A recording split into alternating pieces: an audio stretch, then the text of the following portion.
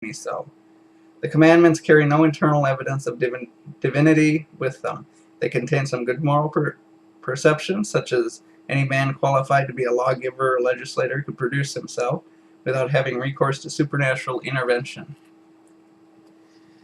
When I am told that the Quran was written in heaven and brought to Muhammad by an angel, this comes too near to the same kind of hearsay evidence and second-hand authority as the former. I did not see an angel myself, and therefore I have a right not to believe it. When also I am told that a woman called the Virgin Mary said, or gave out, what she was with child without any cohabitation with a man, and that her betrothed husband Joseph said that an angel told him so, I have a right to believe them or not. Such a circumstance requires a much stronger evidence than their bare words for it. But we have not even this, for neither Joseph nor Mary wrote any such matter themselves. It is only reported by others that they said so. It is hearsay upon hearsay, and I do not choose to rest my belief upon such evidence. It is curious to observe, however, how the theory of what is called the Christian Church sprung out of the tale of the heathenist mythology. A direct incorporation took place in the first instance by making the reputed founder to be celestially begotten. The Trinity of God that then followed was no other than a reduction of the former plurality, which was about 20 or 30,000. The statue of Mary succeeded to the statue of Diana Ephesius. The deification of heroes changed into the canonization of saints. The mythologists had gods for everything. The Christian mythologists had saints for everything. The church became as crowded with the one as the pantheon had been with the other, and Rome was the place of both. The Christian theory is little else than the idolatry of the ancient mythologies, accommodated to the purposes of power and revenue. It is yet remains to reason and philosophy to abolish the amphibious fraud. Nothing that is here said can apply even with the most distant disrespect to the real character of Jesus Christ. He was a virtuous and amiable man.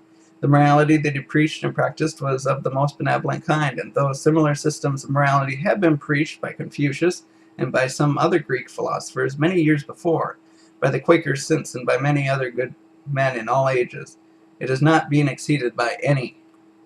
Jesus Christ wrote no account of himself, of his birth, parentage, or anything else. Not a line of what is called the New Testament is of his writing. The history of man is altogether the work of other people, and as to the account given of his resurrection and ascension, it was the necessary counterpart to the story of his birth. His historians have brought him into the world in a supernatural manner, were obliged to take him out again in the same manner, or the first part of the story must have fallen to the ground. The resurrection and ascension, supposing them to have taken place, admitted a public and ocular demonstration, like that of the ascension of a balloon, or the sun at noonday, to all Jerusalem at least. A thing which everybody is required to believe requires that the proof of and evidence of it should be equal to all and universal. And as the public visibility of this last related act was the only evidence that could give sanction to the former part, the whole of it falls to the ground, because the evidence never was given. Instead of this, a small number of persons, not more than 8 or 9, are introduced as proxies for the whole world to say they saw it, and all the rest of the world are called upon to believe it. But it appears that Thomas did not believe the resurrection, and as they say, would not believe without having ocular and manual demonstration himself. So neither will I. And the reason is equally as good for me, and for every other person as for Thomas. The best surviving evidence we now have respecting this affair is the Jews. They are regularly descended from the people who lived in the times this resurrection and ascension is said to have happened, and they say it is not true. It has long appeared to me a strange and inconsistency to cite the Jews as proof of the truth of the story. It is just the same as if a man were to say, I will prove the truth of what I have told you by producing the people who say it is also false. That such a person as Jesus Christ existed, and that he was crucified, which was the mode of the execution at that day, are historically related strictly within the limits of probability. He preached most excellent morality, and the equality of man. But he preached also against the corruption and avarices of the Jewish priests, and this brought upon him the hatred and vengeance of the whole order of the priesthood. The accusations which those priests brought against him was the sedition and conspiracy against the Roman government, to which the Jews were then subject and tributary, and it is not improbable that the Roman government might have some secret apprehension of this effect of his doctrine as well as the Jewish priests. Between the two, the virtuous reformer and revolutionist lost his life. But if objects for gratitude and admiration are desired, do they not present themselves every hour to our eye? Do we not see a fair creation prepared to receive us the instant we are born, a world furnished to our hands that costs us nothing? Is it we that light up the sun, that pour down the rain and fill the earth with abundance? Whether we sleep or wake, the vast machinery of the universe still goes on. I know that this bold investigation will alarm many, but it would be paying too great a compliment to their credulity to forbear it upon that account. The times and the subject demand it to be done. The suspicion that the theory of what is called the Christian Church is fabulous is being very extensive in all countries, and it will be a consolation to men staggering under the suspicion and doubting what to believe and what to disbelieve, and to see the object freely investigated. When the church mythologists established their systems, they collected all the writings they could find and managed them as they pleased.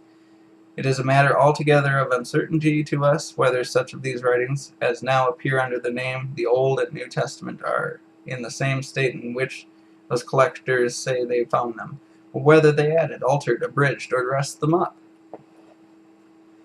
Be this as it may, they decided by vote of which books out of the collection they had made should be the Word of God, and which should not. They rejected several, they voted again others to be doubtful, such as the books called the Apocrypha.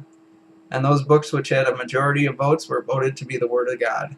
Had they been voted otherwise, all people, since calling themselves Christians, had believed otherwise, for the belief of the one comes from the vote of the others. Who the people were that did all this? We know nothing of this. They called themselves by the general name of the church, and this is all we know on the matter. When Samson ran off with the gateposts of Gaza, if he ever did so, and whether he did or not, is nothing to us. Or when he visited his Delilah, or caught his foxes, or did anything else, what has revelation to do with these things? If they were facts, he could just tell them himself, or his secretary, if he kept one, could write them. If they were worth either telling or writing, and if they were fictional, revelation could not make them true. And whether true or not, we are neither the better nor the wiser for knowing them. When we contemplate the immensity of the being who directs and governs the incomprehensible whole, of which the utmost keen ken of human sight can discover but a part, we ought to feel shame at calling such paltry stories the Word of God. And that's the end of that excerpt. And I hope you got something out of that. I think he covers everything quite well in that.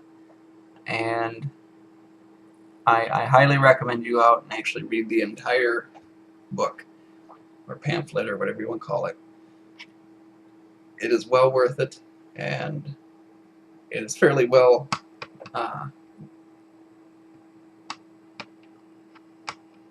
covering of all areas.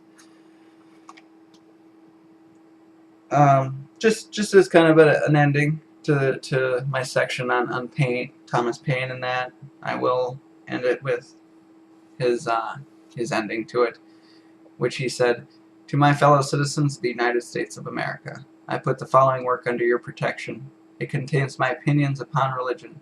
You will do me the justice to remember that I have always strenuously supported the rights of every man to his own opinion, however different that opinion might be to mine.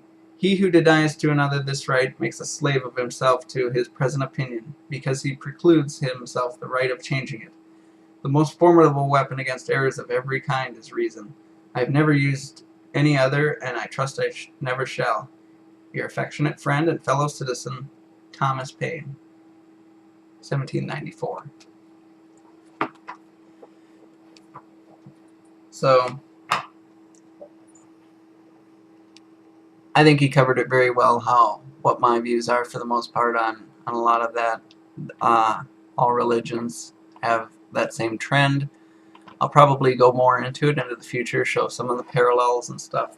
Um, there are other videos that cover it far better than what I'll probably be able to or be ambitious enough to try and do. But Zeitgeist, if you've ever seen that, the very first one was a wonderful example. It's the first 10-15 minutes, something like that. And there are a lot of others as well out there. Esoteric Agenda, I believe, also had it in it in a portion. And yeah, so it's been covered. This isn't new or anything, but I thought that was important to do and to show you.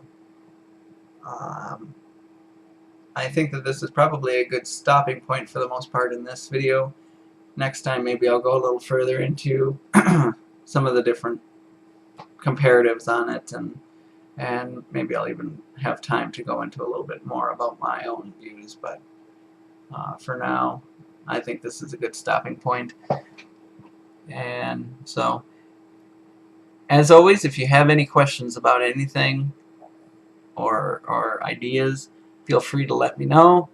I'm always welcoming questions, and I'm kind of on the theme of this religion thing now, and as I said, it's probably going to take a few episodes. However, if someone has a good question, even if it's outside of this, I'll make a video in between and do that one for you. So feel free to ask whatever you like.